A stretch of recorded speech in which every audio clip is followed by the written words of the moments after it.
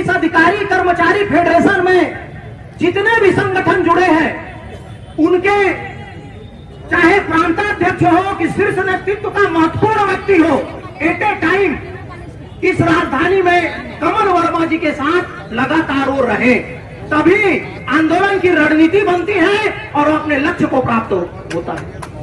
दूसरी बात, हम सबका, चूंकि हम सब अलग अलग संगठन से इसमें एकत्र हुए हैं, इसलिए हम सबका एक अलग अलग चैनल है।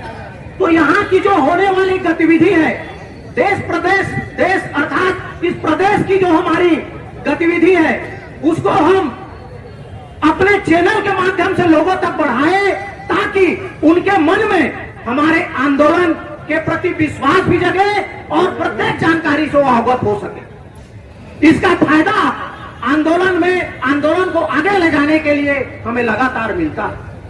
आप सभी जानते हैं, हर युग में जयचंद हुए हैं और आज भी जयचंदों की कमी नहीं है, जो धरातल में भी और कई कई जगह पे कुछ ग्रुपों में अपने व्यवहार को प्रदर्शित करते रहते हैं। मैं उनको कहना चाहता हूं, पहले भी वो जयचंद गद्दार के रूप में जाने जाते थे और आज भी जयचंद गद्दार के रूप में जाने जाएंगे। आज हम किस मांग के लिए यहां बैठे हैं कि छत्तीसगढ़ की सरकार को सोचना चाहिए।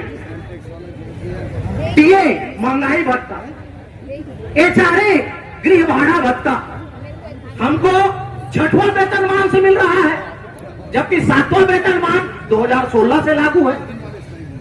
एचआरए और टीए महंगाई भत्ता वो तो महंगाई के सूचकांक के आधार पर मिलता है, जो प्रत्येक कर्मचारी और अधिकारी का मौलिक अधिकार है। मैं यह भी पूछना चाहता हूं छत्तीसगढ़ की सरकार से कि यहाँ पे जो राज्य प्रशासनिक सेवा के अधिकारी हैं, ठीक है, उनका नियम नियत केंद्र से होता है, लेकिन काम तो यही करते हैं ना, और यहीं से जो राजस्व मिलता है उसी से तो उनका वेतन मिलता है ना, तो उनको कैसे दे दिया गया। और जो मूल छत्तीसगढ़िया, क्योंकि हमारे मुख्यमंत्री जी बार बार छत्तीसगढ़िया की बात करते हैं, तो ये जो अधिकारी कर्मचारी हैं, जिनका फेडरेशन बना हुआ है और जो अपने मौलिक अधिकार के लिए लड़ रहा है, वो तो मूल छत्तीसगढ़िया है, उनके अधिकार का आपने कैसे वंचित कर दिया, ये मैं आपसे पूछना चाहता हूं। साथियों,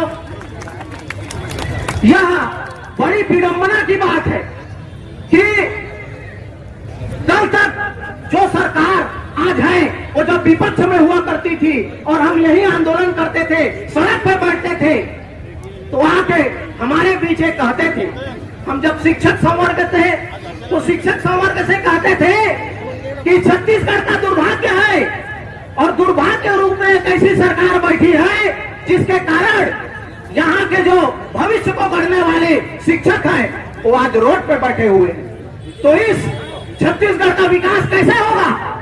और कहते थे कि हमारी सरकार आने दीजिए, हम आपसे वादा करते हैं कि आपको एक भी दिन अपने मांग के लिए, अपने जायज हक के लिए सड़क पे नहीं निकलना पड़ेगा। तो मैं इस मंच के माध्यम से पूछना चाहता हूं माननीय मुख्यमंत्री जी कि वह बात आपका कहां गया।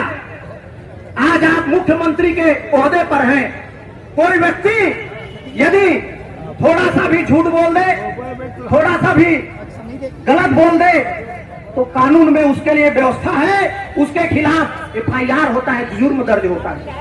आज आपने जो बातें बोली और उस बात को आज आप मुख्यमंत्री बन के सर्वोच्च आसन पे बैठे हैं, प्रजातंत्र का आपने सौगंध लिया है, तो आपके ऊपर कौन सा जुर्म दर्ज होना चाहिए आप बताइए, आप खुद तय कीजिए। साथियों, हमने यह भी देखा था कि सरकार आने के पूर्व जब जन घोषणा पत्र इन्होंने लागू किया था, तो हमारे पवित्र गंगा जल को हाथों में लेके सौगंध खाया था कि हम इस गंगा जल की सौगंध खाते हैं कि हमने जो जन घोषणा पत्र में बातें लिखी है उसके प्रत्येक बिंदु को हम पूरा करेंगे, साकार करेंगे। मैं पूछना चाहता हूं, वह गंगा जल का शपथ कहां है कि आप आज उसको पूरा नहीं कर पाए हैं। क्या इस तरह से हम जिसको पवित्र और मोक्षदायिनी मानते हैं, उसका आपने झूठा संकल्प और शपथ खाया है? क्या ऐसा ही आपका व्यवहार है?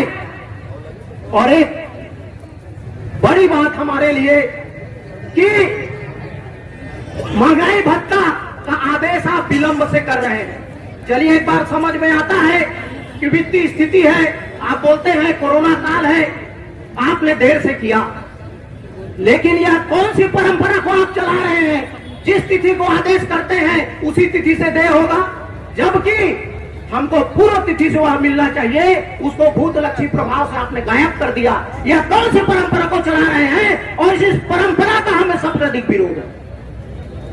इसलिए आज एक बहुत ही बड़ा जो फेडरेशन बना है, और हम सबके लिए खुशी की बात है कि हम अलग अलग होकर लड़ते थे, अपनी बातों को रखते थे, आज एक बहुत बड़ा मंच हमें प्राप्त हुआ है और हम अपनी बातों को इस मंच से अधिकारी कर्मचारी फेडरेशन के माध्यम से मजबूती से रखें और इसकी एकता को बनाए रखने में हम अपना महत्वपूर्ण योगदान दें, यह हमारे लिए जरूरी है।